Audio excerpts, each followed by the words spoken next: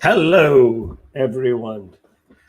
Everyone who is out there in the interwebs can already see William Yo Ruthians. In Hebrew, that would Ruthiams? Ruthiam? Im is how you make things plural. So, yeah. Hello, everyone out there.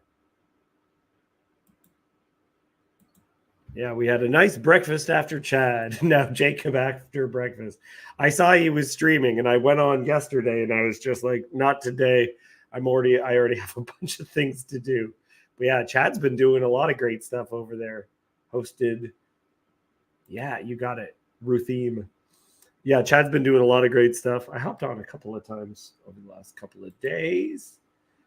Yeah, TLC keeps rolling along. And Cassandra makes a very good point. Jacob, this is the promised land. Uh, okay, maybe that's a little too far. So we're going to be finishing off the book of Ruth. William, you should jump on. The link is in the chat. We're going to be finishing off the book of Ruth. And then I don't know what I'm going to do afterwards. I think I'm going to do First Samuel. I love First Samuel. Look, we started on this pattern of the narrative, and the narrative just keeps on going. So we can just keep on going forever. My dog is barking. Someone is delivering something. Cassandra perhaps will appear on video. I don't know. Otherwise, it's just me. Was First Samuel Unitarian? Wow, what a great question. Last week, after we shut everything down, I talked to Yosef for like a couple of seconds and already threw a couple of theories at him. And he was playing with them, and we were going back and forth, and it was a lot of fun.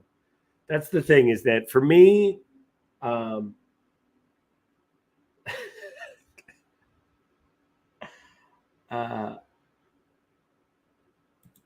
is funny.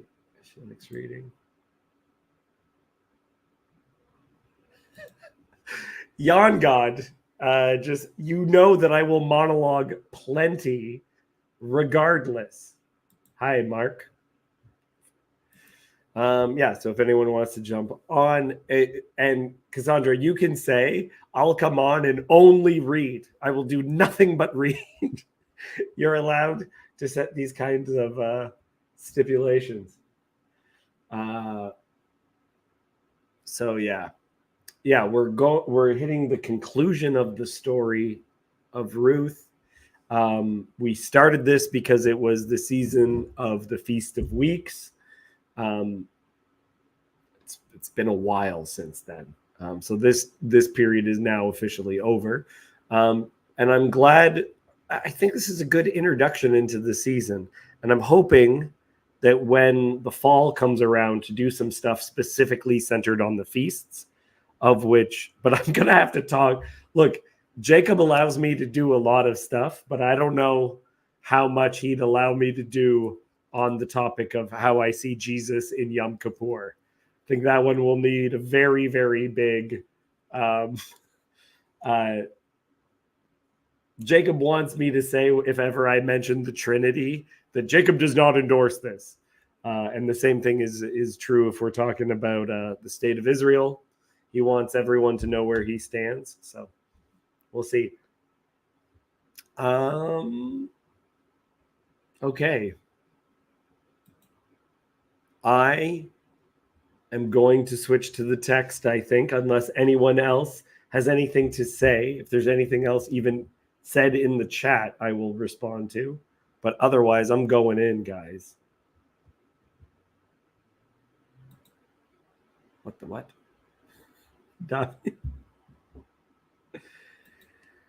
Okay, I'm going in. David's perspective on Romans. It was so. This is a funny thing. Is I got a message. I'm just going to say this. I'm going to call Jacob out wherever he is. Jacob sent me a message, says, no one can interpret this in a non-heretical way. And I gave an explanation for my feelings on a particular piece. And he just wasn't satisfied with it. He said that wasn't heretical, but not enough people agreed with me, so that wasn't good enough. But I'm completely okay with being the only one who has the right perspective. Love to get into Romans. I believe like Jacob is very, very much on the side of Paul doesn't actually understand real Jewish discourse on these topics. I very, very much disagree and think that he does a pretty good job. And I read Paul, just so people understand, I read Paul more like rabbinic commentary. Hello, Cassandra's eyes, forehead, and hair. How are you doing? Oh, I'm doing good. Great. That's good. That's good. One of the reasons why I like narrative so much is Bible likes narrative so much. And what I think people don't realize is you have pieces of scripture like Romans that work as a commentary on Genesis. And people, instead of reading Genesis with Romans in the back of their mind, read individual verses of Romans and build entire castles on that. That's not, Romans is not intended to be that. William says, Paul doesn't understand rabbinic commentary. Well, I mean, that would be an interesting conversation. And I'm bad at doing it via text. So maybe, William, you should jump on sometime and we should talk about it. This commentary. Okay. All right, I accept that. Cassandra, what do you do? I don't actually know what you do. I just sit here in the box until you stream on Thursdays. That's not true, because I'll be watching other channels and I'll see you commenting on them too. So you're not just waiting for this. And you're joining in the furry jokes about me. Greatly appreciate it. Every time your name comes up, Grim says, "Don't forget furry David." Yes. That is the only interaction I've ever really had with him. He has never said anything to me directly. So this is, it's a fun. Yeah, on his radar now. So I have no idea how old you are. I have no idea what your job is, or if you have a job, or any of those things. And I'm trying to figure out if you're Filipino. That's what I'm generally on the side of no, but you might be. Sorry, I grew up around Filipinos, so every now and then I'm like, wait, is that? Oh, interesting. Yeah. Okay. Okay, yeah. Wrestle with your thoughts for a while, I guess. It's just like, it's such a strange thing. I grew up around very, very Catholic Filipinos. So my neighbor, I would go over, and I had a speech impediment when I was younger, and I thought they were making fun of my speech impediment because they had accents. So they're like, "Hello, David." And I was like, I can pronounce V's. V's is one of the only letters I always get right. But they had a shrine to Mary in their house, and I would like go over to visit my friend JR and his JR Navarro, and his mom would be veiled praying in front of their little shrine in their house. So it's not like literally shrine and veil, like the oldest school Catholic you can imagine is the kind of stuff I grew up around. Yeah. Oh, okay, that's cool. There's actually a term in Toronto. I can't remember what it is, but I think it exists in other cities where there's so many Filipino nannies that are hired that there's kids who they're white, but they love Filipino food and they know random bits of Filipino slang. Like they know Tagalog and they know like not enough to converse, but where they're like second generation, though they have no relationship to it at all, like to the actual, like they're not biologically anything. Yeah. I like how you said Tagalog. Like, isn't that the cookie? Or is that What's the language? the Girl Scout? No, I mean it's like spelled the same almost, but does anyone Oh wait, do they have Girl Scout cookies in Canada? Yeah, we do. Okay, because I think there's a flavor called like the Tagalongs or something. Oh, is there? I've never. What is that? I have to look it up now. Now I'm trying to I don't find know it what's- myself.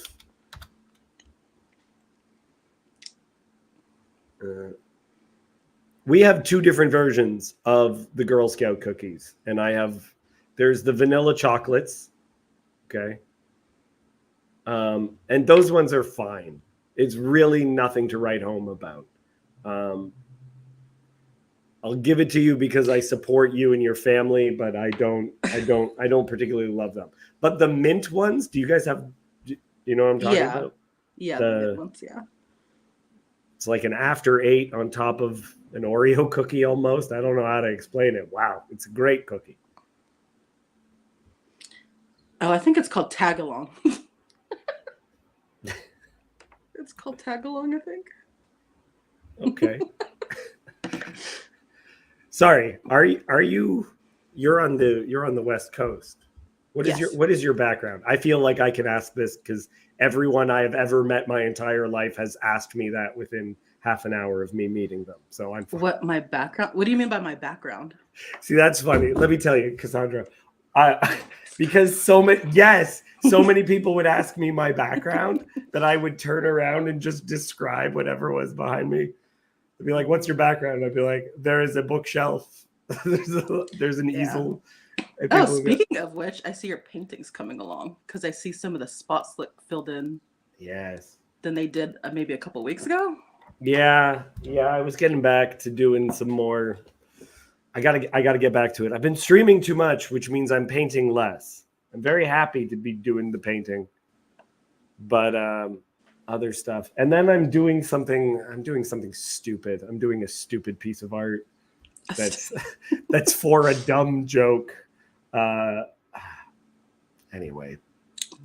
An art.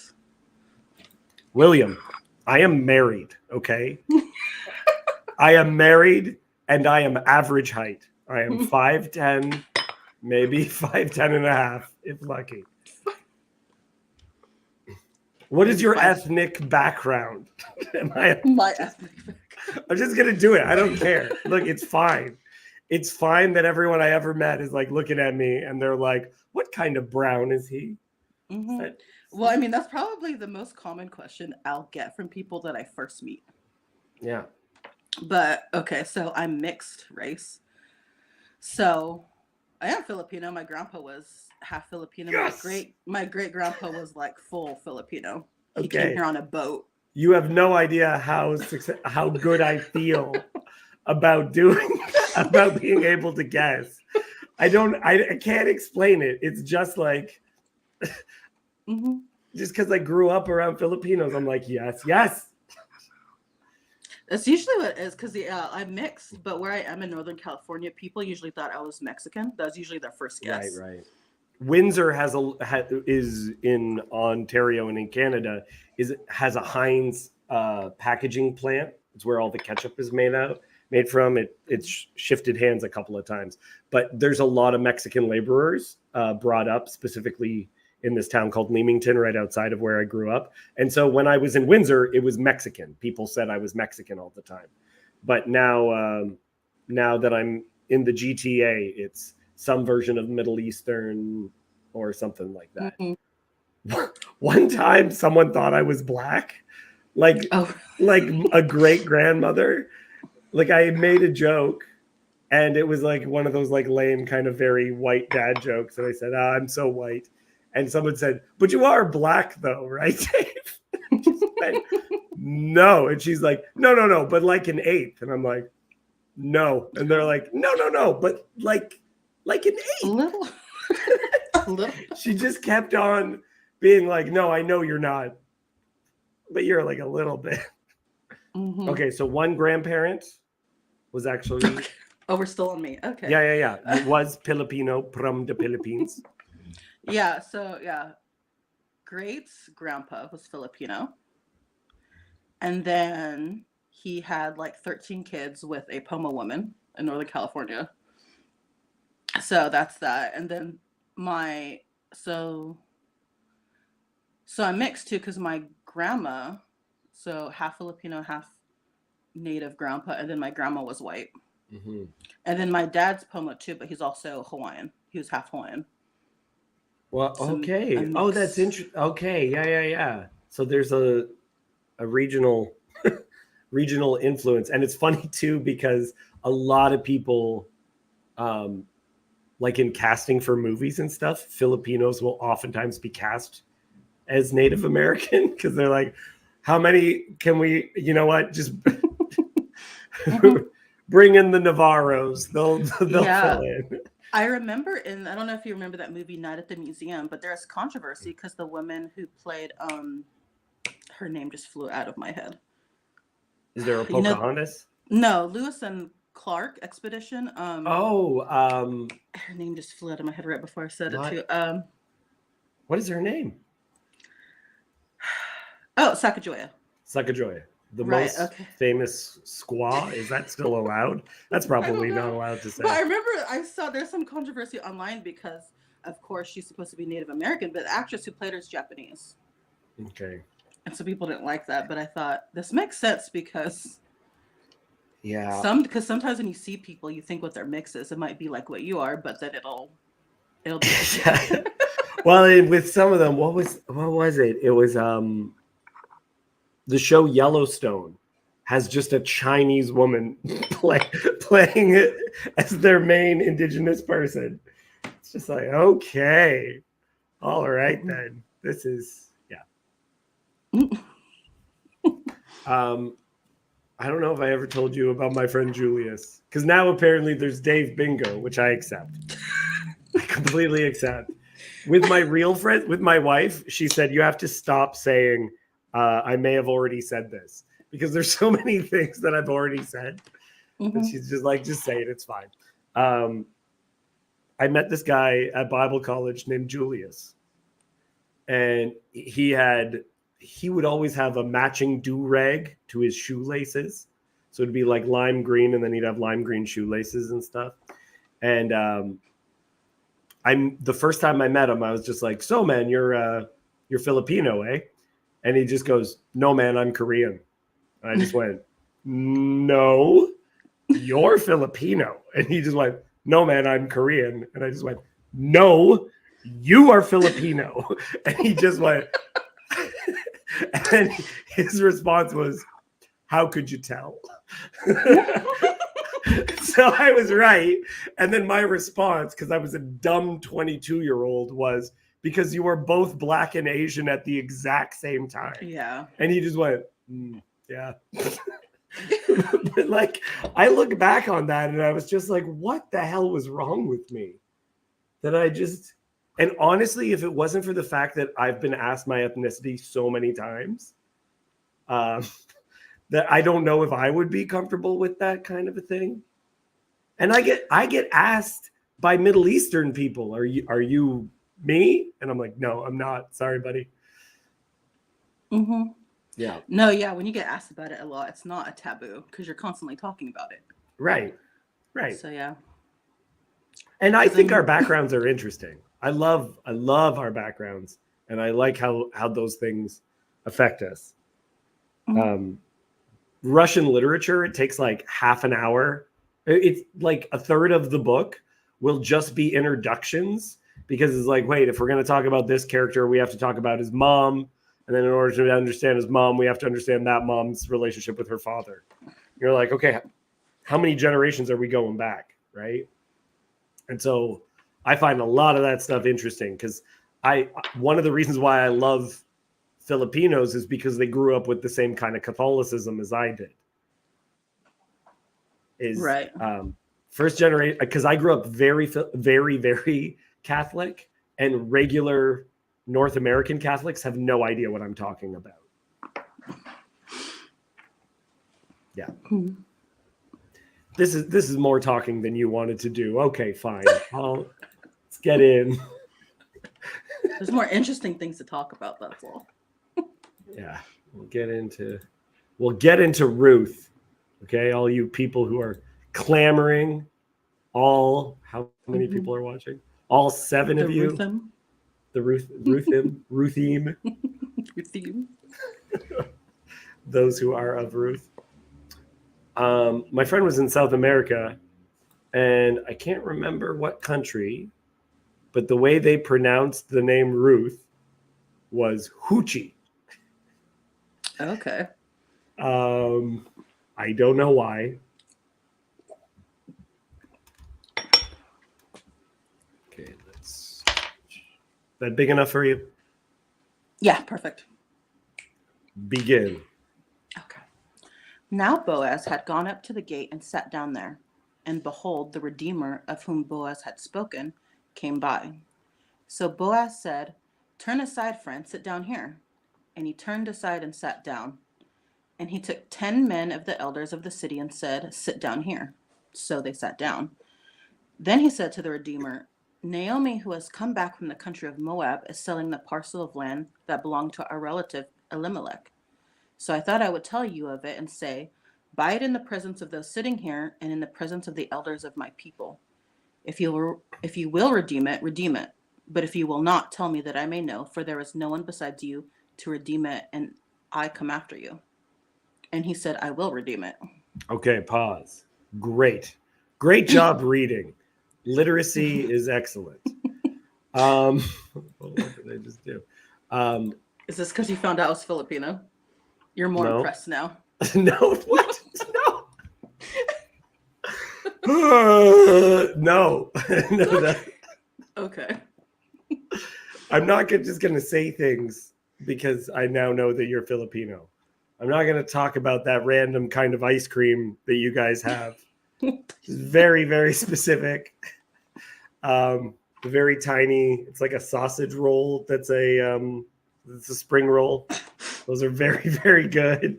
And I'm not going to talk about how the CIA faked a vampire attack in the Philippines. I'm not going to talk about that. Why do you want me to talk about that, Cassandra? Oh my gosh. Right now, if Grimm is watching this, he's like cheering. Yes, he knows about. Anyway, okay, we'll talk about that after because it's lovely. So the beginning bit. So he's at the gate, brings the guy aside, and he took 10 men of the elders of the city. I think when you're just reading this outside of context, you think there's just like a bunch of old dudes like sitting on the corner, and he's just like, "You old men, come over here." But in ancient culture, first off, the 10 in Judaism, they speak of a minyan. So there's certain prayers that you do with 10. Okay. If you're going to read the Torah scroll, you need 10 men, 10 people, right? There's a witnessing,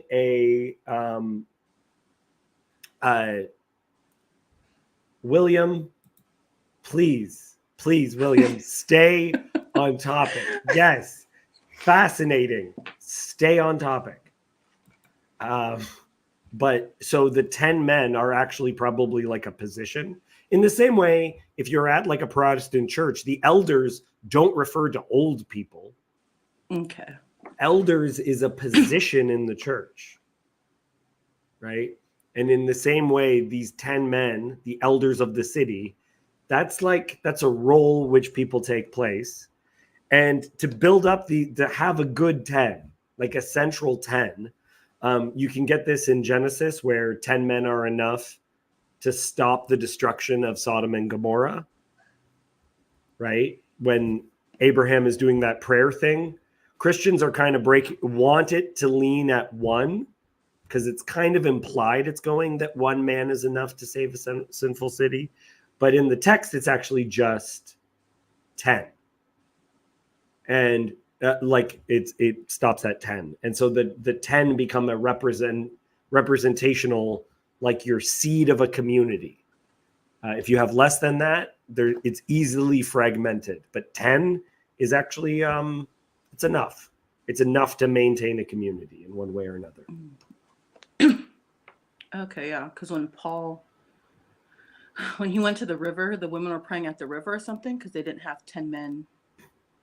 That's right. Like a Yeah. synagogue. Yeah, that's exactly right. Okay. So with specific kinds of prayers and everything, there's still things that you can do, but there's, Christ speaks of this, and a friend had an issue with this, that Jesus says, wherever two or more are gathered, I'm there. Right. And she says, well, why, God's everywhere. Why do I need more people? Right. But we know what this experience is like, that it's why I wanted you on, Cassandra, is if I'm just talking to myself, there isn't a thing over us that takes hold that's better than me on my own. If it's just me on my own, it's just me on my own. Right. Mm-hmm. So these guys, there's legit people that are brought forward. Have you heard of this? Yeah. So it sounds like this kind of concept as well. Yeah, it makes sense. It's not as much fun to do anything by yourself. Yeah. And to make sure, like, think about it. If someone said in today's context, took 12 of their peers and asked their opinion, you could see that this could be getting at, like, we have 12 people on a jury, right? Like the idea that you're gathering a jury so that you're asking for witnesses, for people to see the act, to verify that this was legitimate, all this stuff. Yeah, it did make me think of that, like 9 dentists out of 10 kind of thing. Like you need a. No, that's good. That's good, because you would have a group where you could debate and you'd make sure that multiple opinions were represented. Now, in Judaism, a minyan should just be 2, because there's all these jokes about two Jews, 10 opinions. So, like, you do need more people, though, to actually represent the opinions of a variety of people. You want to make sure that you bring in someone who has a higher level of requirement. That's good. So William says, we are liberal in counting our minyan. Women and children are counted. And children? Yeah, William, that's look, that's one step away from being allowed to marry cats and dogs, okay? Oh yeah, furry David. Okay, keeps coming back to that. I made a joke. I made one joke about it. So buy it in the presence of those sitting here. So he is using them as witnesses, right? He's saying that's why they're there. Puts it forward to him, holds him to account. And I've wondered about this, because I'm living mostly in our communities now. We don't actually have a moral group of 10 that could hold people to account. Like, do I get into this? I will not name names. If you find out that someone is cheating on someone, okay, and you confront them on it, but we're living in today's world, there's no witnesses, there's no community to hold them accountable. They're non-religious. The people around them are non-religious. What do I even appeal to? Right? And so we talk about how bad of a time it is, the period of the judges. But within here, they still have the 10. They still have a way of calling this man to account who isn't meeting his responsibility for the Levirate marriage. It's, yeah.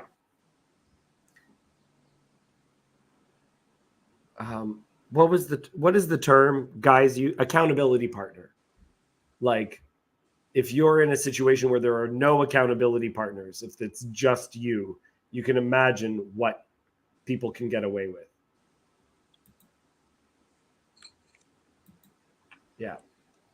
Yeah. And so like now we don't have anyone that you can actually appeal to. So it's anyway. Okay. I'm going to stop there. Do you have anything you would like to add before we continue on?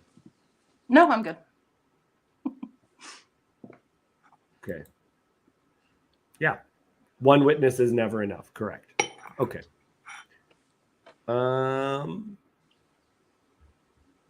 Verse 5. Then Boaz said, "The day you buy the field from the hand of Naomi, you also require Ruth the Moabite, the widow of the dead, in order to perpetuate the name of the dead in his inheritance." Then the Redeemer said, "I cannot redeem it for myself, lest I impair my own inheritance. Take my right of redemption yourself, for I cannot redeem it." Okay. That's good. That's good. So he says yes when it's just taking on the field, which would actually means that this guy's inheritance would expand. He'd get more land. But now he finds out he has to do this thing, which actually will cost him. Marrying a foreigner, it will impair my own inheritance, right? How much do I have to take care of this woman? And so he says, no, I don't want it. He gives it up. He gives up what is supposed to be his responsibility at this time.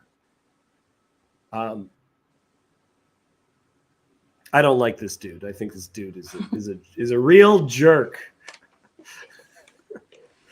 I mean, that's good for Boaz because this is what he wanted. I feel like the text does this great job of where the guy says, and he said, I will redeem it. So like, I think when you're reading the story, this is where your stomach is supposed to drop. Where you're like, oh no. And then Boaz says also this, and he says, oh, I can't do that. Yeah, it also seems kind of a clever way to say it because he just puts out the all reward, no risk kind of version of it first. And then he says, then he's being cunning with how he is bringing up the topics. Yeah. For I cannot redeem. Okay, continue. Now, this was the custom in former times in Israel concerning redeeming and exchanging. To confirm a transaction, the one drew off a sandal and gave it to the other, and this was the manner of attesting in Israel. So when the Redeemer said to Boaz, "Buy it for yourself," he drew off his sandal. Then Boaz said to the elders and all the people, "You are witnesses this day that I have bought from the hand of Naomi all that belonged to Elimelech, and all that belonged to Chilion and to Mahlon. Also Ruth the Moabite, the widow of Mahlon, I have bought to be my wife, to perpetuate the name of the dead in his inheritance, that the name of the dead may not be cut off from among his brothers, and from the gate of his native place. You are witnesses this day." Yeah, so it's again this idea that things aren't lost. You do this so that things will be maintained, and so someone will remember, because it's very interesting that Boaz is in the genealogies, because technically you're supposed to count their children as though they are actually Mahlon's children. It's Mahlon, right? Yeah, the widow of Mahlon. So this is a very interesting image too, where it's supposed to be a remembering, but Boaz is such a good dude that he gets remembered throughout the story as well. We were talking before, so if you're trying to understand this is actually, I think, difficult to try to piece together. If you're looking up, this is actually a ritualistic shoe that is sometimes would be used for what is called chalitza, which is how divorce, this kind of giving up responsibility. And it is referenced from this passage, which I'll read right now. If brothers dwell together and one of them dies and has no son, the wife of the dead man shall not be married outside of the family to a stranger. Her husband's brother shall go into her and take her as his wife and perform the duty of a husband's brother to her. And the first son whom she bears shall succeed to the name of his dead brother, and his name may not be blotted out of Israel. And if the man does not wish to take his brother's wife, then his brother's wife shall go up to the gate to the elders and say, my husband's brother refuses to perpetuate his brother's name in Israel. He will not perform the duty of a husband's brother to me. And the elders of this city shall call him and speak to him, and he persists, saying, I do not wish to take her. Then his brother's wife shall go up to him in the presence of the elders and pull his sandal off his foot and spit in his face. And she shall answer and say, so shall it be done to the man who does not build up his brother's house. And the name of his house shall be called in Israel, the house of him who had his sandal pulled off.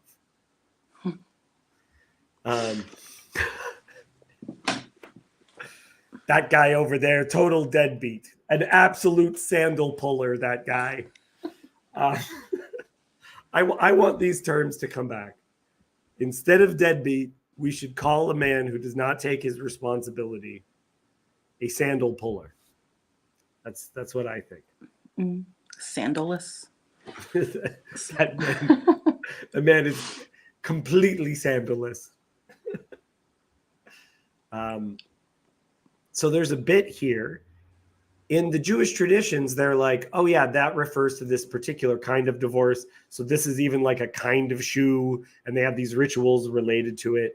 But if you're looking just at Deuteronomy, it almost seems like she is humiliating him publicly, right? If you're in Ruth, there's no spitting in the face. Ruth is not the one doing it, right? Ruth isn't pulling off his sandal. This guy's taking off his own. Is this what's happening when Ruth takes off Boaz's sandals? Well, there's no what's it called? There's no group of people witnessing that. So there's ways that it actually doesn't meet the criteria of this commandment. So that's why I bring in this completely separate thing. Okay. So I think if you're just looking at the Deuteronomy passage, this is very shameful in the Middle East. Right? There's a famous, did you see the image of someone throwing a shoe at George W. Bush? Have you seen that video? Yeah, I have. Right? Where he's somewhere in the Middle East because of, there's all this stuff associated with feet. Like the greatest insult. That's it.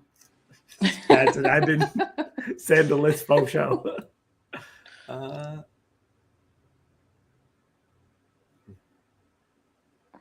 Show what she did publicly.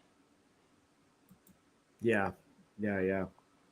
But so the throwing of a shoe, the stripping someone's shoe off, like you got to remember, this is a time when there is crap in the streets. And I don't mean there is stuff in the streets. I mean, there is the defecation of animals and possibly some humans in the street that you are stepping on. Okay. And so there's a lot of stuff with shoes actually, because like, let's see, Chad said something about mothers pulling the shoe off, and it makes me think like that's a stereotype of like Latina moms, right? It's like it's the chancla. It's and Italians. I had a friend, and he said his mother could throw, and they would wear these wooden clogs, and he would if he was being punished, like a shoe would be used to hit him or thrown at him when he was disciplined, right? So you're taking the shoe off. That's this. Now, within Judaism, they say this is somehow a symbol of the authority of the person you're under. Right. And so he's giving the authority away. But it doesn't, this is the thing. We were kind of talking about it before. It seems to me the beauty of Ruth is that people are fulfilling the scriptures accidentally. Ruth doesn't know she's accidentally reversing how Moab was created. And if she knows, Joseph was even saying, well, then that's easy. It's easy to pick up, to do the right thing in this one moment when you know you're fulfilling biblical prophecy or biblical imagery. But what do you do when you're just trying to do best and this could go badly for you? That's what it seems like in the story. And I noticed this after a very worn pair of leather sandals that I owned, is that your sandals, and they sometimes did this, where a personal item would be used as someone's signature because no one else could own that thing, right? And so I had a pair of sandals where they became the shape of my foot by the time I was done with them. So you could imagine if someone had that sandal and they could reproduce it, they could say, this was obviously yours. This was obviously you giving me the responsibility, because why else would I have your sandal? Yeah, and in some traditions, they even would like burn personal items, because otherwise, how did you get them? Because these things could be used as contracts, as all these things. Right, that's what happens with Judah and Tamar. Is it Tamar, I think? Yeah. Exactly. So here you have an item which is actually personal. Man, I think about this too, where a girl would give a boy, if they were like actually really together, a locket of her hair. And that was supposed to be symbolic of their relationship. Right. Or the man gives the girl his Letterman's jacket. This is a personalized item. It is mine. For you to have it, it doesn't mean you stole that. It means I gave it to you and we are together, right? Like, it's a great example. Yeah. Do you have any comments on that? So anyway, what I would say is, through this process, though, I think it accidentally fulfills this thing in Deuteronomy, that he's just giving, like it appears in the text like he's just giving it away like it's his signature. He's not acting like it's this whole shameful thing. But I think if you know Torah, then you're like, oh, this is a total smack in this guy's face. William says, locket of hair good for voodoo in case of breakup. To which, William, I say to you, suffer not a witch. That is clear divination. Wow. I will not allow it. Not in my stream. So I don't know. Does that stuff connect? How do you feel about it? Because I know, yeah. How do you feel about that? Oh, well, I don't know. It's interesting. Some of the stuff I didn't know. And it's great to make new connections to the story. Cool. Yeah. I like the studies have been doing a lot, because I feel like it's helped kind of layer things up for me a bit. What I really hope is I hope that this is good. See, this is the thing about a lot of preaching and stuff, is I don't think it actually makes it into something that you can bring back into the text. And I hope that these conversations will make it so that the next time you read Ruth, you're going to be like, oh, right? Like, or even the next time you read the Sodom and Gomorrah story, as everyone does, while you're reading the Sodom and Gomorrah story, you'll be able to see how this will be redeemed. Yes, it is, Chad. Hiding away. The classic song. Yeah.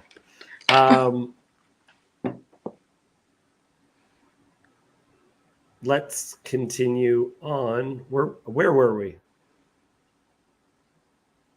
Let's just go from 8. Okay. No, can you put on the screen? Oh, right. That bit. You're so demanding. Okay. Then the elders of his city shall call him and speak to him. And if he persists, saying, I do not wish to take her, then his brother's wife shall go up to him in the presence of the elders and Oh, pose I'm herself. sharing the wrong thing. Okay, yeah, What I was am I gonna doing? say. What am I doing? Yeah. Okay, go ahead. I thought I was just confused. All right. Also, okay.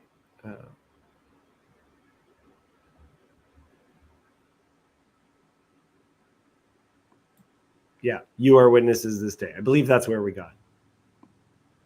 Okay. Yeah. So, yeah, go ahead. Then all the people who were at the gate then all the people who were at the gate and the elders said, We are witnesses. May the Lord make the woman who is coming into your house like Rachel and Leah, who together built up the house of Israel. May you act worthily in Ephrathah and be renowned in Bethlehem. And may your house be like the house of Perez, whom Tamar bore to Judah, because of the offspring that the Lord will give you by this young woman. Yeah. So this is, I love it. Love it, love it, love it. So the image of this is one of the ways that you give real blessings is you say this person is like someone in the past. May the Lord make you like Rachel and like Leah. Right? This person, these people that preserved the name of Judah. They're the reason why Judah has a name that continues on. Or sorry, that Abraham has a name that continues on. And then Tamar is the one who continues the line of Judah, right? That you're this person that's not forgetting, not giving up, not losing the pieces. Chad. Yes. Love this bit. Okay. I don't have anything else to add. So we'll just get you to read this now. So Boaz took Ruth, and she became his wife. And he went into her, and the Lord gave her conception, and she bore a son. Then the women said to Naomi, Blessed be the Lord, who has not left you this day without a redeemer, and may his name be renowned in Israel. He shall be to you a restorer of life and a nourisher of your old age. For your daughter-in-law, who loves you, who is more to you than 7 sons, has given birth to him. Then Naomi took the child and laid him on her lap and became his nurse. And the women of the neighborhood gave him a name, saying, A son has been born to Naomi. They named him Obed. He was the father of Jesse, the father of David. Beautiful ending to this is kind of the narrative ending. There's then a bigger ending. But this image, the idea that we, in fulfilling what God wants, that we become a restorer of life, right? And then, yeah, he shall be to you a restorer of life. So it's an interesting image because is it Hashem? Is it God who's the restorer of life? Or is it Boaz? And I would say it's both, right? They both reintroduce this sweetness, not just to Ruth, but to Naomi, because she's the one who we're seeing through the eyes of at the very beginning. And Naomi, it is said of her, it is this woman is worth more than 7 sons, right? You think of patriarchal culture, and this woman who is not a Jew, right? She is entering into the tribe now, but is a Moabite who is said to they won't have an inheritance in Israel for 10 generations, okay, because of how they acted in the past. So fully redeems who she is that now she is said to be worth more than 7 sons to fully take care of her. It's just so beautiful. And then in the end, old lady Ruth or old lady Naomi, taking care of this baby, was taking care of the child so much that other people say a son has been born to Naomi. That's what other people like. She is so doting and loving towards this child that it looks like it's just so sweet. It's this idea that she has this joy of this child in her life, that she sees as this flipping. And I wish Yosef would jump on and fight me, because I believe that the name Obed is one of the ways that you can say servant in Hebrew.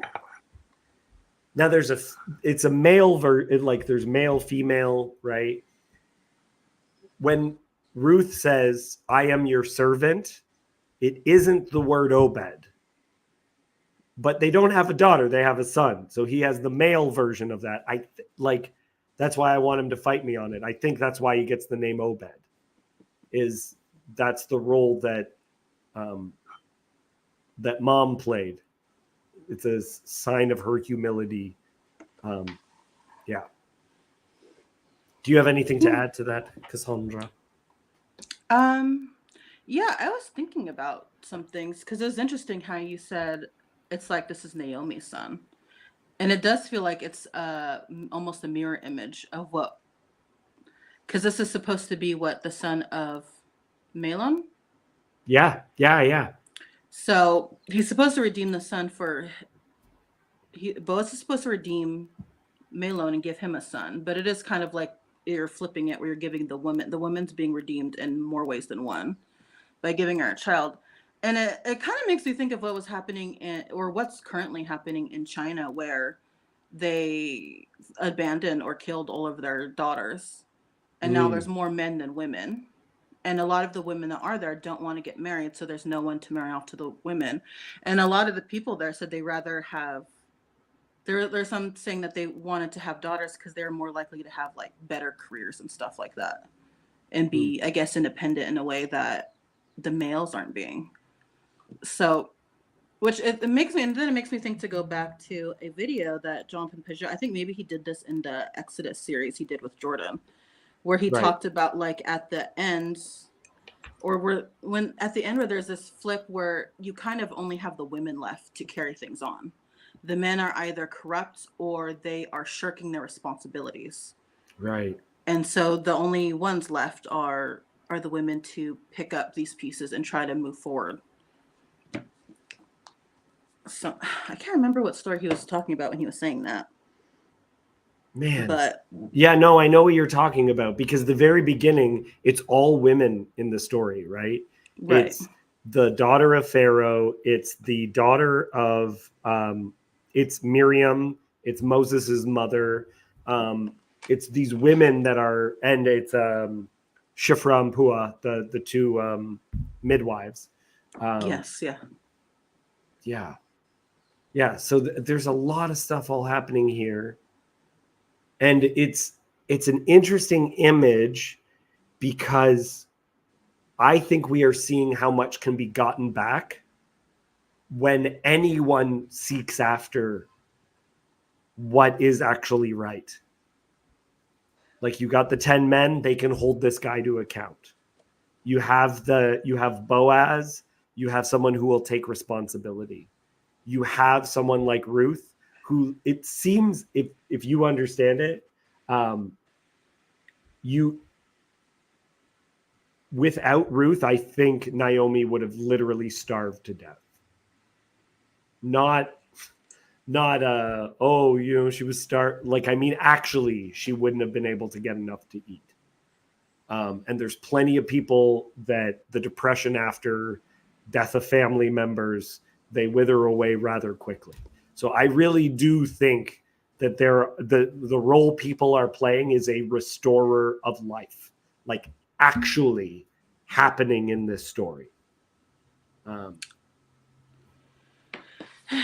Yeah, I was thinking about like how sin, because I guess there's different ways to understand sin, but I was thinking one of the definitions is it's not fruitful. Yeah, it's the opposite. So do you know that's what degenerate means? Generate, like generate, like make more. right? Like Genesis making, right?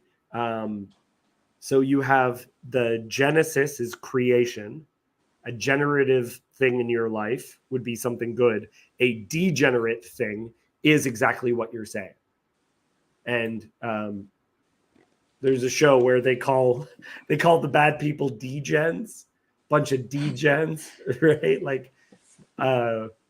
I will sometimes say that too, where I'll just be like I have a friend from the theater and he sleeps with a lot of people, and I'll just be like, yes, that you believe that, but that is because you are a moral degenerate. Like I just said that to him, and he just like laughs, right? Because no one says that, but that's like literally true. Yeah. Yeah. So, but yeah, that's what made me think of, because there's, like you said, there's a few people who are willing to do the right thing, take on these responsibilities, and they keep everything going. Mm-hmm. Yeah. Someone was talking about this to me before too, where there's like a member of everyone's family that's the one that actually makes sure the family meets. And if like they are the one holding everything together and to not forget where we came from. And if you don't have someone like that, it's just things are completely gone. They fall apart so quickly. Yeah, that's real. After my great grandma died, because all of my immediate family anyway, we would always go to her house for holidays, Easter, Christmas, all of that. And when she died, we nobody some of us, and my grandma especially, because she was never really that kind of person, we didn't really celebrate as much for a while. It took a while to, I don't know, restructure or something. Yeah, yeah.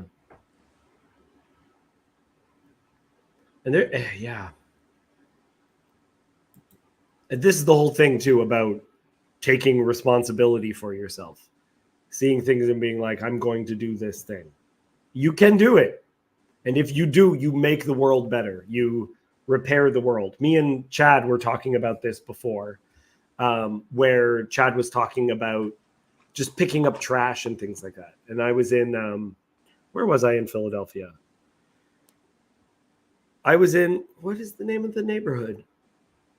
I was in Philadelphia, and it's a terrible neighborhood where there was like literally garbage in the streets.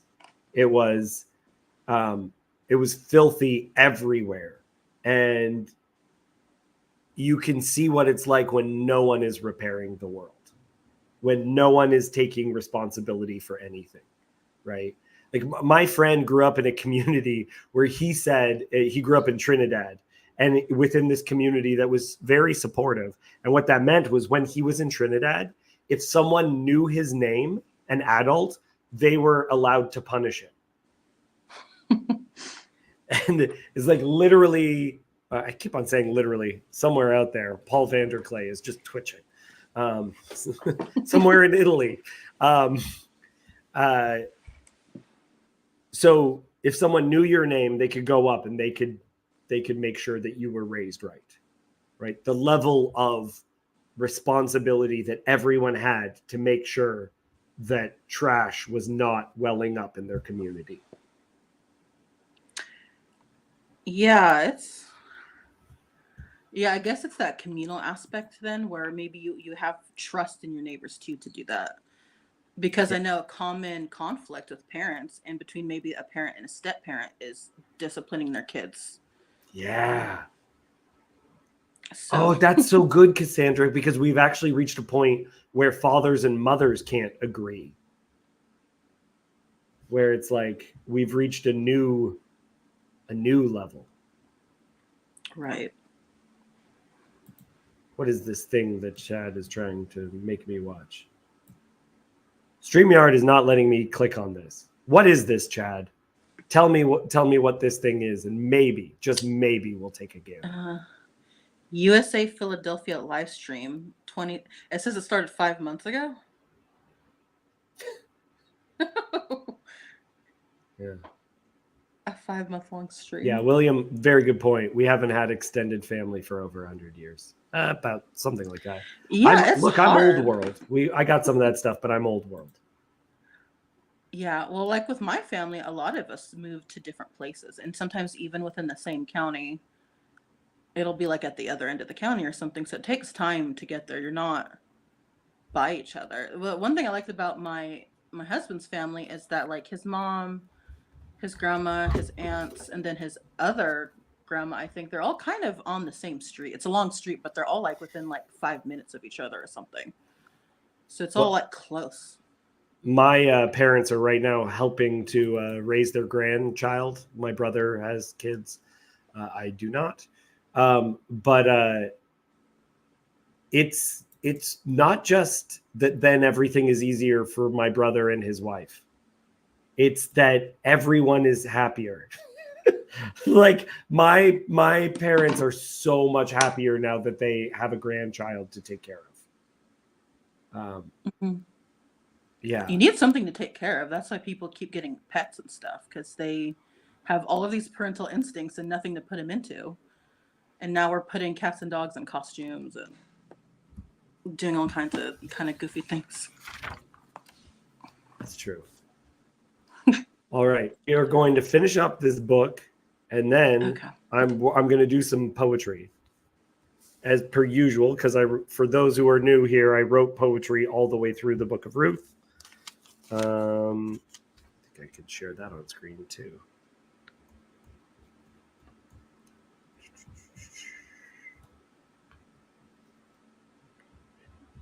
Just getting this right. Okay.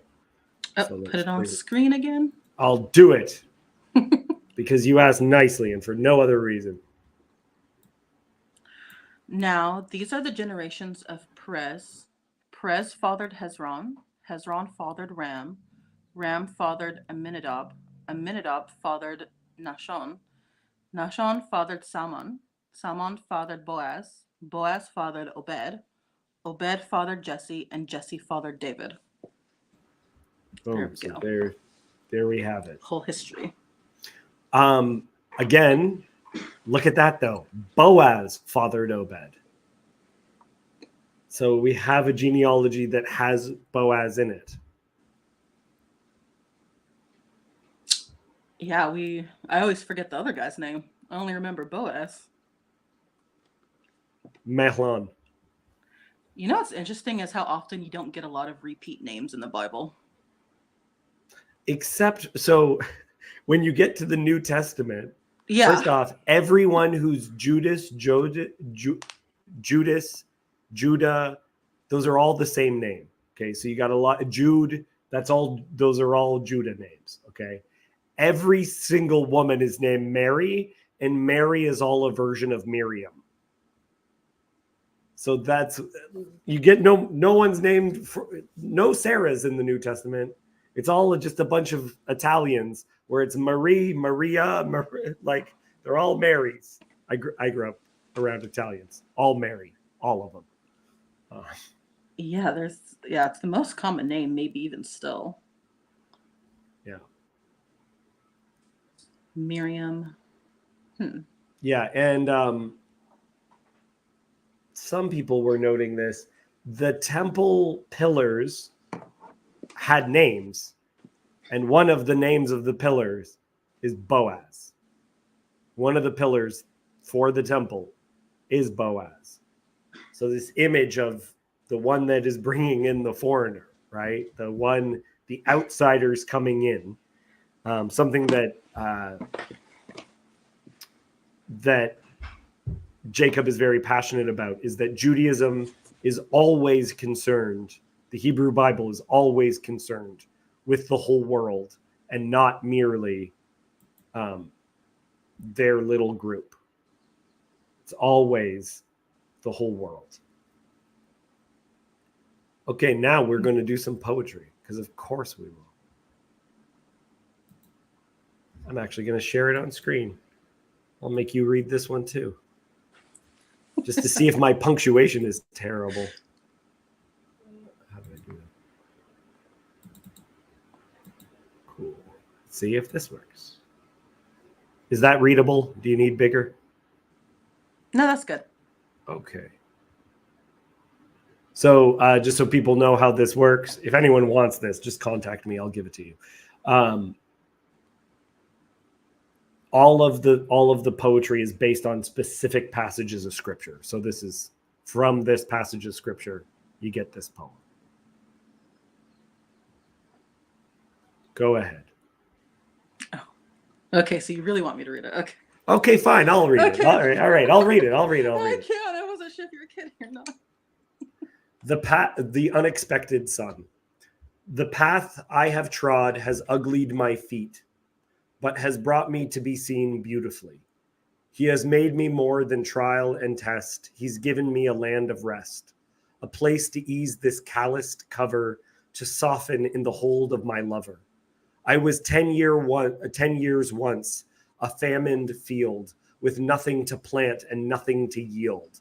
But I have now gleamed from Yah a harvest unknown, and watched as my belly fruit has grown, and gave out its secret harvest to this first son, who has raised from me like the unexpected sun, the sun I saw on the day I learnt my husband's name, that burnt bright enough to sear off all my shame.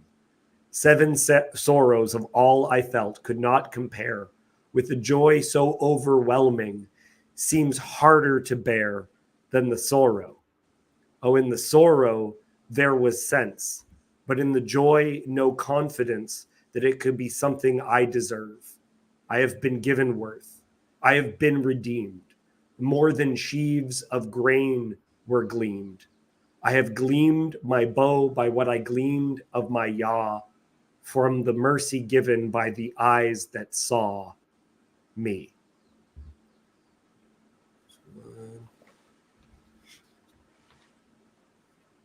Okay. Can you read the passage of scripture and then I'll read the poem? Then the women said to Naomi, "Blessed be the Lord who has not left you this day without a redeemer, and may his name be renowned in Israel. He shall be to you a restorer of life and a nourisher of your old age. For your daughter-in-law who loves you, who is more to you than 7 sons, has given birth to him." The time to dance.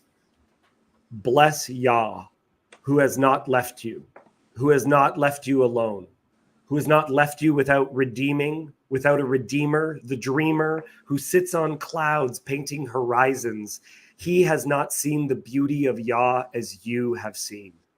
Twice a cord was cut from you, but a third cord, a cord of 3 strands, has not been so easily severed, delivered through the braid your comfort in old age, giving you back your happy name. The spirit of Yah, making your old joints strong as those that dance. Dance. It is not the time to mourn. Dance as in the days of wedding and of birth. For the mirth, the abounding joy of this daughter called your own is worth more than 7 sons to you, more than 7 sorrows, more than any calamity. The sadness has not been buried and forgotten. It is not ripened and then rotten. It has been trampled by calloused dancing feet and left till time is right to be choicest wine to cheer the heart. The skill and art of the vintner that loves you, that prunes you like his favorite vine. It is the time to dance. Yeah, that's one of my last ones. Yeah. Snap, snap, snap. Which for me is, again, trying to line up what the text is doing. The first poem is called Prune in my poetry collection. So the image of the skill and art of the vintner that loves you, that prunes you like his favorite vine, it is the time to dance. So like an image of bounding joy, of feasting, and because of the time frame, it's believed that all this stuff happens around the time of a major feast for Israel. It's party time. Much celebration. Do you make your own videos and upload them, or are you just doing the streams right now? So I have a YouTube channel that I have not promoted at all. It's called Fully Alive. It I tried making a video essay. I did it once and then was like, wow, that's a lot of effort. So much effort. So then there's an interview with Mud Hut, Emily Verduen, where I talked to her about some art and some symbolism stuff. And then it's just me republishing these videos that are already on Jacob's channel. But look, no one watches my channel. People watch Jacob's channel, so it's there. But if you look at them, if you look at this Bible study on my YouTube channel, Fully Alive, it's got like 3 views. That's good. Yeah. Oh, you should put. Okay, when I'm looking on YouTube, I'm getting a bunch of flyleaf stuff. So yeah, you should put a link to it. Should I? Yeah, why not? Um, You might want to start. What was your question though? Why were you asking about? Oh, because I was wondering if you do anything, like do a poem reading on your channel, make a video to go with it or something. I have wondered. I for a period of time, this is going to sound very unreasonable. I had this entire poetry book memorized, and I did it as a performance. My wife would read the passages of scripture, and then I would do like all of it. Like I would just perform the poems one after another. And that's actually how I find editing is really, really done. You really edit your work by memorizing it, because there's things that make sense in the ear that do not make sense on paper, and vice versa. Mm-hmm. Okay.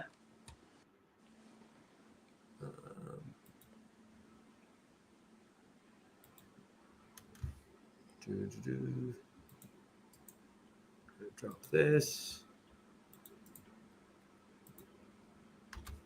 That's right, because you're doing a play right now. Are you an actor or are you directing? On this one, I'm acting. It's the importance of being earnest. Oh, I love that. Yes. I love that one. So I'm doing that. So as I'm walking, I'm doing my lines and not right now memorizing, what's it called? Memorizing my poems. Because before that's what I had to do. Oh, thank you, Chad. Thank you.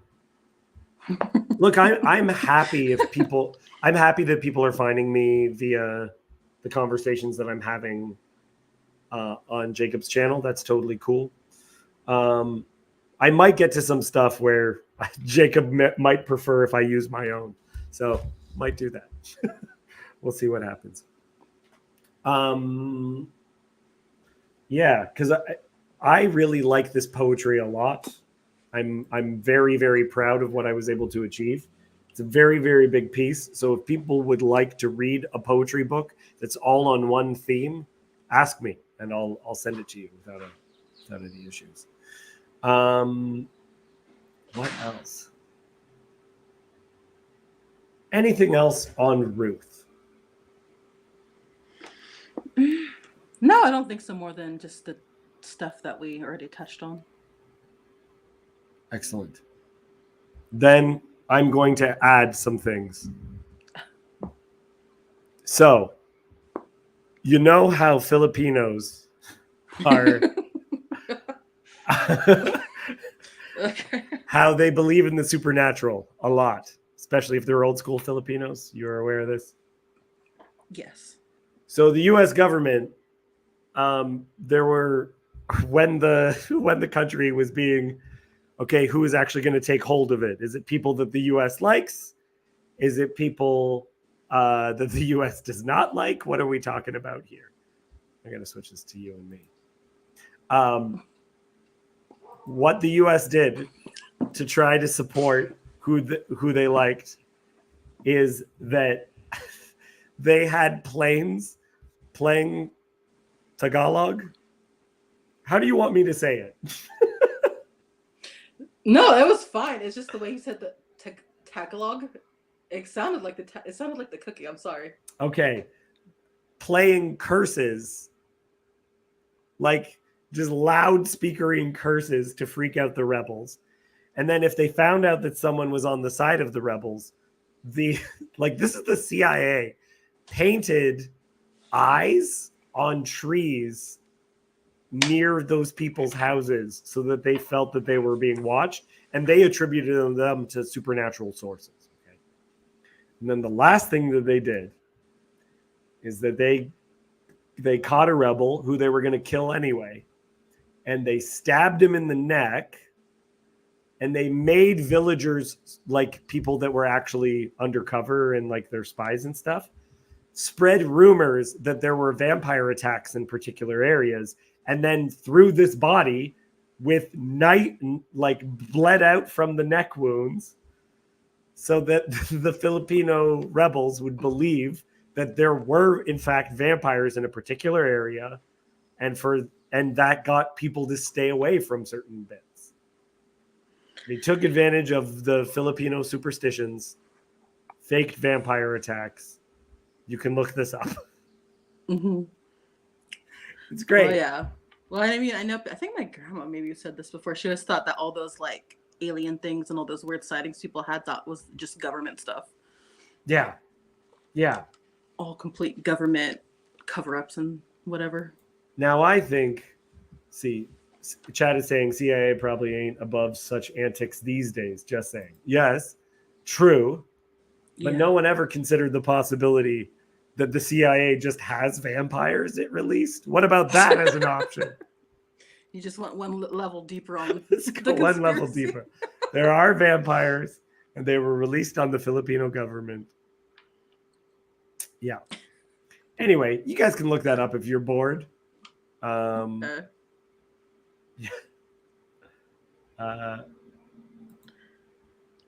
Just because they were symbolic vampire attacks don't mean they weren't actual vampires. Okay. Yes. It's good. It's good. Very good. Right. Any other Filipino facts you'd like to talk about? What is the name of that ice cream? Do you know what I'm talking about? What? Where it's no, like... not that Filipino. I grew up in like, what do you call it? The country, kind of. Okay. I'm let's see. I guess you'd say I'm a redneck.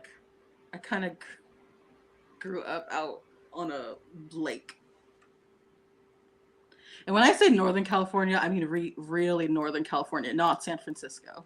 Yeah. Like, you're talking about Canada. No. I mean, we're kind of close. No, wait. Yeah, I guess they're a little pretty closer to there. Like an hour or something from Oregon. I want to give an invitation if people are watching and they want to jump on just to have a little bit of a conversation about any of the topics that we've been on. I can still talk for another probably 20 minutes, half an hour, if people want to. Yeah.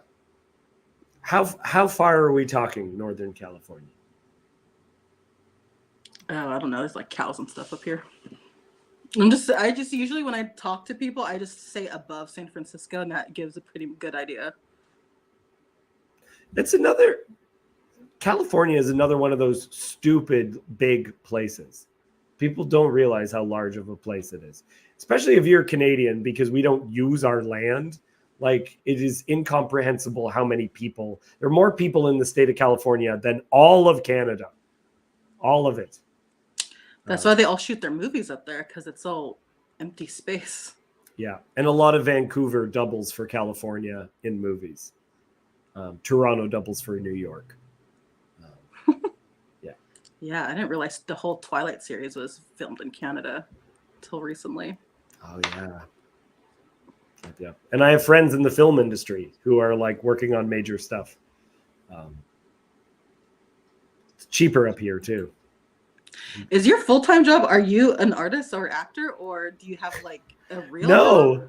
Yeah, so this is the whole thing, is that I work a day job.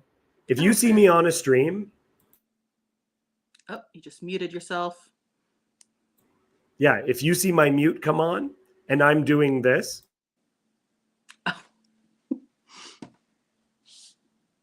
then I'm actually working while I'm on stream. So that you don't hear like constant clicking. Chad's coming on. Okay. Um, Oh, hi, Chad. Hi. hello, Chad. I'm just letting my dogs in. Give me a break. I mean, a minute. So I'm an estimator. That's my day job. Can I share that? I don't. Oh, okay. Because I hear you talk a lot about like all the other stuff you do. So I thought, oh wow, he's an No, artist. yeah. I am a very artistic person, but I follow my art in my own personal life and don't try to make money from it. That means I get to do more work that I want to do than things that I have to do, because I'm just doing it for fun. So only the last year I've been doing visual art, but I've been writing all my life. Poetry, I think I'm pretty good at. I've been published a couple of times, won some awards and stuff. I've written a play. I've written a bunch of screenplays, but the play actually got put on. Whereas screenplays are harder to get people to make. It takes a lot more. Right. A lot more to be done. And then I'm involved in multiple community theaters. And so I'm not paid to be an actor. It's a volunteer thing. Oh. Everyone in is volunteering. And Oh, is community theater volunteer? I thought that they got paid. Or maybe I mean, that's that'd be so nice. Oh, maybe the ticket money is just to Pay for everything. Like most of our expense is renting. If the playwright is still alive, it costs a lot of money to do any good plays. So you're paying that person. You're paying the theater for it to be open, because we don't own the theater, we rent it.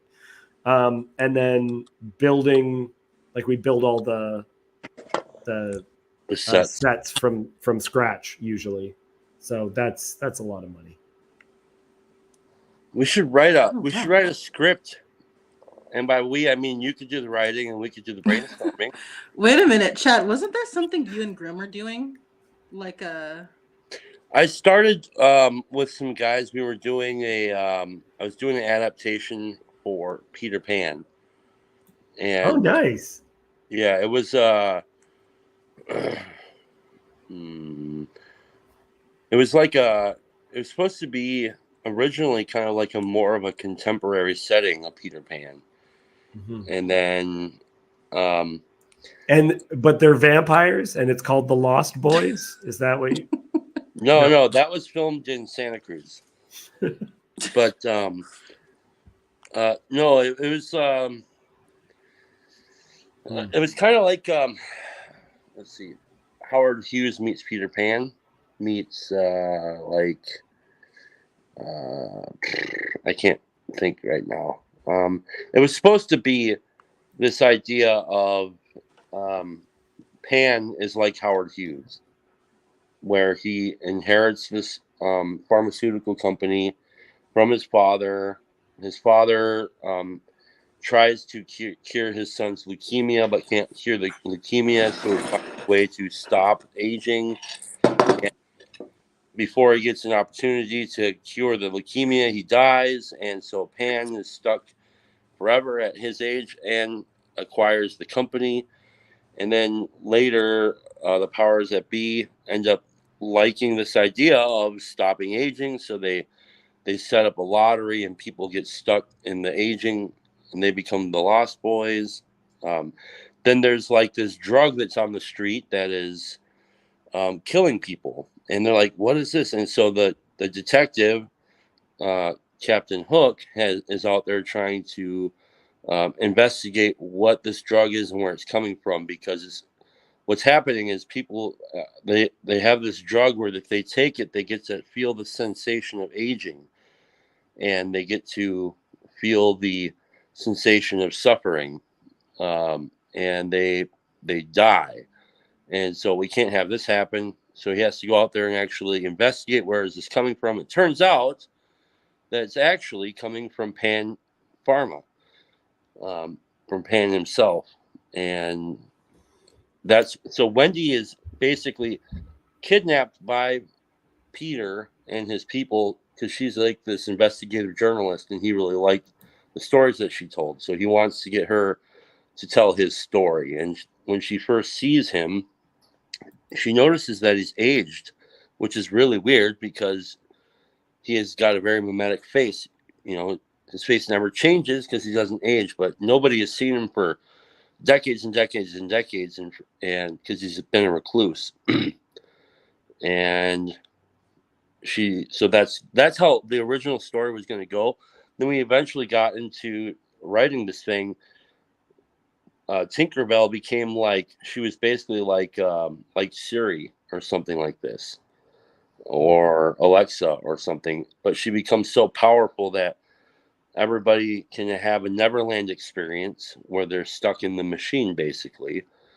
And but it just collapsed. We couldn't get past some things. And what the weird thing was is we found is once we introduced Tinkerbell as like this powerful AI that basically is so powerful that she basically eats the entire world, she actually ate the entire story, and we couldn't tell the story.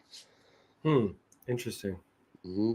Have you seen the 2001 version of Peter Pan? Yes. Did you like that one? Is that the one with what's his face, the guy that plays Wolverine? No, not that one. That one I hated. Did I hate it? It was fine. It was the only Peter Pan that I've ever found, two Peter Pans I've ever found compelling, was the Disney one from the 50s, and then Hook. With Hook with Robin Williams. Yeah. Robin Williams and yeah. Mm-hmm. So this, let me show you this one. Got to get better at sharing my screen. This one is a great version. It's from 2003, just Peter Pan. It's not a reimagining at all. Okay. It just is the story. Mm. Jason Isaacs, the guy, he's in that. I'm trying to think if anyone else that would be recognized. He's Mr. Like the dad and Captain Hook are played by the same actor.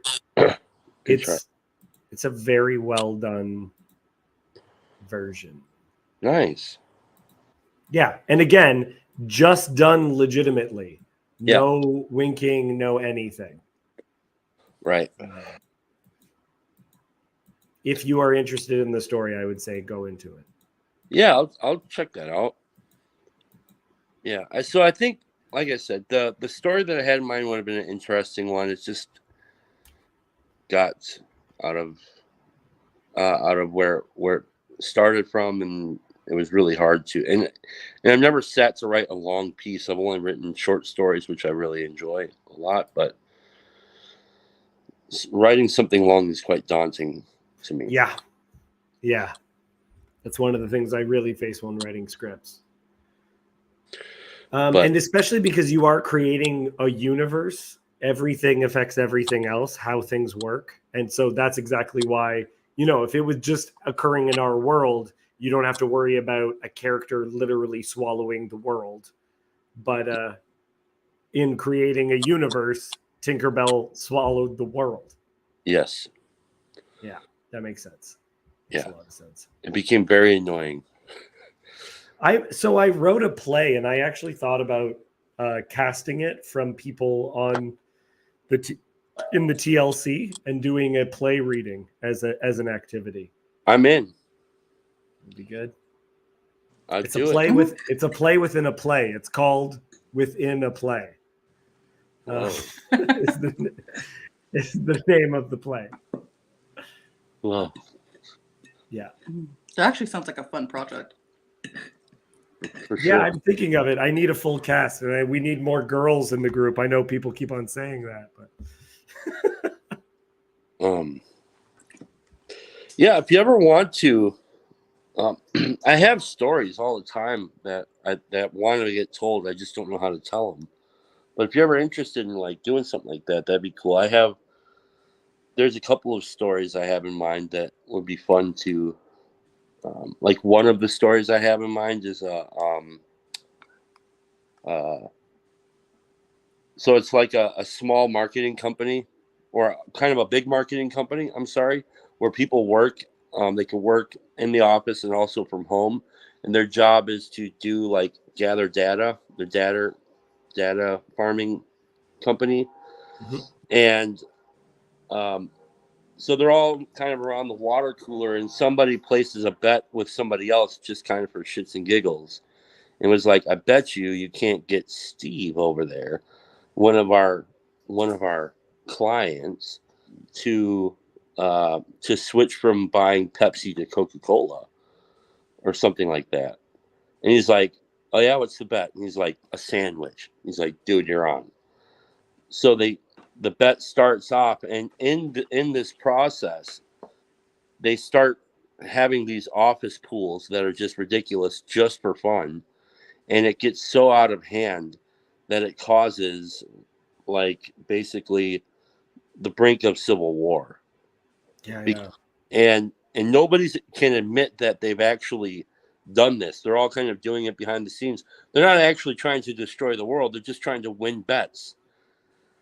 And it's supposed to be a comedy. I'm glad you laughed, because it's like a dark comedy where, it gets too big and too out of hand, and it's just the most ridiculous thing. One of the things that a friend of mine came up with that I feel like other people should do is he had too many ideas for movies, and so he made this blog for a period of time that he actually wanted to make a podcast out of. And the whole idea was doing film reviews of these ideas that he had but never made into actual scripts, where he's like, I have too many, what can I do with them? And so then he made this thing that was like 10 of those stories, all explained by someone reviewing the movie. That's awesome. And I was like, that's pretty brilliant. Like, Yeah. Yeah. I'd be all for people taking these ideas and actually making good projects out of them, and Yeah. not getting any money for it. Like, take the ideas and make actually good movies. That'd be cool. Don't need to be original. Just make good stories. Yeah, just do it. Just take it. It's fine. Mm-hmm. Don't even care. Yeah. Yeah. It's funny because if you're trying to make money out of art, you're very concerned about people stealing your stuff. If you just really like these ideas and want other people and you just want them to be out there, you want people to steal your stuff. Yes. Take it. Make awesome stories, because I was actually talking with somebody about this in the Discord the other day. They think that film is still alive, and I'm like, it's on its last breath. But movies as we knew them are gone. They're not. It's not what it once was, and that's because resources aren't being poured into actual movies. They're being poured into streaming shows. Right. And so all of the good storytellers get paid by show creators. This weekend, sorry, Cassandra, I believe you were about to say something. Oh, nothing. I was just going to add on. I've noticed a lot of the new stuff, targeted mostly for like younger people. It's all fanfic. It's like they all get it from Wattpad and then they turn it into a movie. Like some, kid just made this whole thing about like their, One Direction POV fantasy or something like that, and then it gets turned into something. And I've noticed that a lot. I was scrolling through Amazon, and a lot of that kind of screamed that YN type fanfic, which I thought was weird because it doesn't seem like there's any real writers anymore. Yeah, so part of that is that first off, R-rated movies don't make enough money, so they're very rarely made, and if they are very R-rated. Mm-hmm. You get most movies are consumed by teenagers, so the teenage market is actually the largest market for movies. And you want things that have built-in audiences so that you don't have to spend as much on anything. Built-in audiences are where it's at, but that's really bad for actual storytelling. I watched this past weekend. I think it was this past weekend. I watched Killers of the Flower Moon, which is the new Martin Scorsese, and I was like taken aback while watching this movie because I was like, oh, it was like a movie from years ago 2 movies. where I'm watching, like, even as they're just walking through a crowd, it's one of the most beautifully filmed things I've ever seen. Where like they're just walking next to a train and there's smoke coming and all like steam from the train and a crowd going through. And I was just like, that is one of the most beautiful visuals I've seen in years. Yeah, the Well- cinematography for some movies doesn't seem as good too. I remember we ended up getting a new TV that was 4K, and I was looking for stuff that I could watch on it because it's like I never had a screen this big before, and none of the movies were really beautiful. Sicario. They, Sicario?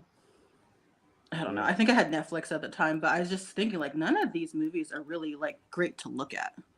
Right, because now movies, they know you're watching it on this, right? Whereas like that's why some of the real auteur filmmakers are like, this needs to be seen in IMAX. I want you to be able to see all the details imaginable, right? Has anyone started making films in like the vertical orientation yet for phones? Oh God, I hope not. I believe there's a couple of films that have been done on iPhone. And some of them are actually experimental and interesting. One where the ending is the Florida Project. That is a movie that'll make you feel weird. But it's not trying to be what what's his name? Flowers of the Killer Moon, like Scorsese. What Scorsese is doing. He is trying to make something where you will, even when nothing is happening, the visual itself will make your like jaw drop. So where he wants paintings to be in his movies. Yes. Killers of the Flower Moon was interesting because it was like a mashup between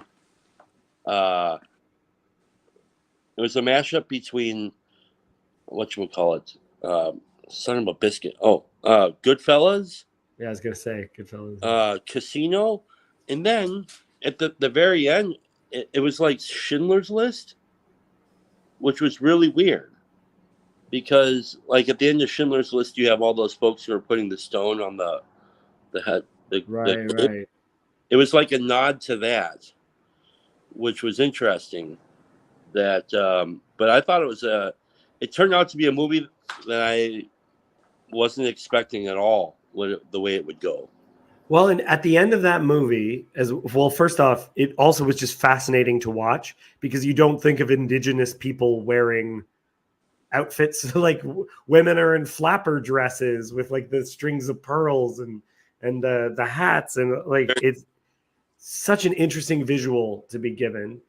The other bit of it that I thought was fascinating is in an older movie, you'd actually just have a voiceover at the end saying she never remarried and all this other stuff. But it actually, in that movie, switches to a radio play that is being filmed. Yes. And yeah, so it's a nod to that. It's like an ode to old radio. All of that. Yeah. That's how things would be remembered. And yeah. That's why I keep pointing that Tom Hanks book to you, because that is like an ode to film. In the way that stories, it's an ode to story. It's a bit meta. It's fascinating. I was really thoroughly impressed with that. Yeah. So yeah, all of the stories that are being told that are worth any salt now are basically, for the most part, on live or on streaming services. Right. And so we're going this weekend. Ann and I are going to go on Sunday to watch Horizon, which is the Kevin Costner first installment of the Kevin Costner 4-part saga, which I'm interested in seeing because I like Kevin Costner films, and it's the right place to see the movie. You don't want to see it at home. You want to see it in the theater. You know, Someone is saying we need like silent film. That is, I actually, I've wondered about images like that where there's particular things that you can only do with some mediums. So my play is a play. It works as a play in a way that it would never work as a film. And there's things that I've written as films that you couldn't adapt for the stage. That's actually one of the reasons why I think live action remakes are terrible, is because animated is a completely different genre and you receive it different than you do people playing those parts. Did any of you see the Lion King musical? the remake, No, No, not the not the remake, musical. the actual stage musical. no. Okay. So I believe that animation is closer to theater than it is to animation is closer to theater than it is to film. And so I'm going to share this. This is what the Lion King musical looked like. It would be like, here's Rafiki. So you can see there's like African style masks of Mufasa's face is the crown that's being worn. Rafiki actually is dressed like a shaman, like a medicine woman. There's Nala in the African garb, right? It is this very like unrealistic, fascinating thing to watch. And it works. It works really, really well. And the live action remake is basically unwatchable. And there's Very flat. yeah. What I wanted is I wanted this filmed where it would be almost nonsensical. I like the live action remake.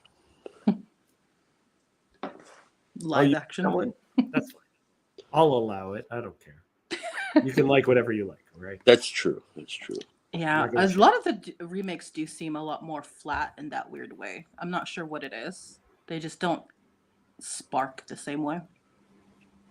Well, there's in animation, there's, as well as probably stage theater, it's like there's an invitation to let go of reality and to step into a certain kind of enchantment and to really embrace that, and that's a part of the experience.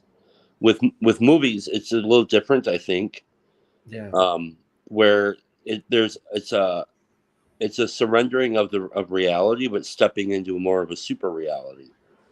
And but this is where, when the stories have to be very, very, very good, and the cinematography has to complement that in a similar way. It doesn't have to always be grand, right? I mean, it could be simple cinematography, but if it's accompanying the story in a powerful way, then you're pulled out of reality into a completely different kind of enchantment. It's not as much of like the enchantment they're going to get out of an animated film, but you're going to get almost like a super reality, a super, I don't know. Like, thinking about this, I'm thinking about, like, films like the movie Seven, or you get into even like Forrest Gump. These are they're appropriate for what they're doing there, but the dialogue has to be top notch. The facial expressions on people you have to be able to have actors that can sell these things in a way that are very powerful. And again, maybe perhaps this is why I don't like a lot of modern comedy on film or on movies, because it breaks something there that it's kind of unbearable for me. Yeah. Where, like, if we get into, well, if any of you guys have not seen talk about a film with really beautiful, there's two different movies with really beautiful cinematography. One is Sicario, that has really stunning cinematography. And then the other was A Hidden Life, has really Oh, outstanding cinematography. A Hidden Life is phenomenal. Okay. We almost need to make a completely other stream that's just on this topic. Yeah. Because I can go on for a very long time about that. The filmmaker is a Christian. Yes. And I feel that he makes a tragedy hopeful and make you glad that you're alive. Like, Yeah. I think there's something so beautiful underlying, and I don't know how he made it clear that God exists as someone just dies without anyone remembering his name, right? So we're going to pick someone that no one's ever heard of. We're not going to do, because people were like, why not Bonhoeffer? Because the purpose of this is actually that no one knows this guy's name. Mm-hmm. This is not a famous person at all. He's Mm-hmm. just a random person that dies. And the way that he edits is he edits things together in a way that they don't actually make sense. And it's more expressionistic that way, where it's not like trying to convince you that this isn't a movie and that this was just done in, like, when they do things in one take where you don't notice it. He's editing like sloppily almost, but it actually makes it expressive. Yes. It makes you more like you think. Yes. When you think, like, we can mention hot dog and you just saw a picture of a hot dog in your mind, and then so you'll have, that's how we actually think. We don't think in this linear way. It's almost like this circular and semi-linear, different perspectives hopping in and out, and I really like that about that. Have you seen The New World? This other film he made called The New World, which is like Pocahontas, but actually with real adults. Yes. And that one had a thing where it was just someone like looking off, and they just kept on editing him ever so slightly different and it was one of the most immersive experiences I've ever had, because I was like, that's what it's like. That's what it's like when someone's talking to you and you're constantly thinking of something else. It was like editing out what the other person was saying, and he's just like, yeah, okay, sure. And I'm like, that's what it's like when you're constantly thinking about someone. Oh, I love that movie. Okay, we gotta become filmmakers, David. I don't know who's gonna make the films or who's gonna write the scripts, but I know we can we can start for non-for-profit idea generating film studio where we don't get to make the movies, but we'll come up with the ideas as long as you look. I have multiple scripts. All right. If someone wants to make a movie if someone wants to make the Christian zombie movie, I have the script for that. Okay. If someone wants that, I have it. It would be very low budget. I have others. Yeah, let's do it. We'll okay. No money, and it's fine. And if you guys are, I think, I have to think about who I think would be well cast. But maybe I should do a play reading as just you come, and instead of a full stream, it would just be just the actors and one person describing stage directions. You have to have Grim Grizz because he is one of the best readers I've ever heard. He has a very if I were to give that guy some friendly advice, it would be to get a setup so that you can actually record audiobooks and make a living doing that, because you could be like the next Scott Brick or something. Wow. Yeah. I'm trying to think what part he would play. He might be a good director. It's all characters. like all actors putting on a play, and I think he'd be a good director. If not because of his the fool in my story is the tech who just hates the plays, despite the fact that he's helping them put on a play. He's their tech support, and he just hates being there all the time. Just actors, ugh, terrible. Okay, let's break. Let's break there. We have long since, unless Chad, you have anything to say about Ruth, the biblical book of Ruth. No, it's just it was a really good stream. Thanks for sharing it, and have a great day. Pleasure to meet you, actually, Sandra, and thank you for all your wonderful contributions. David, as usual, toodles. All right. Okay, we're going to end there, and I'll see you guys next week where we'll be going into 1 Samuel. Bye. Thanks, Cassandra, for coming out. All right. Thank you. Bye. Bye.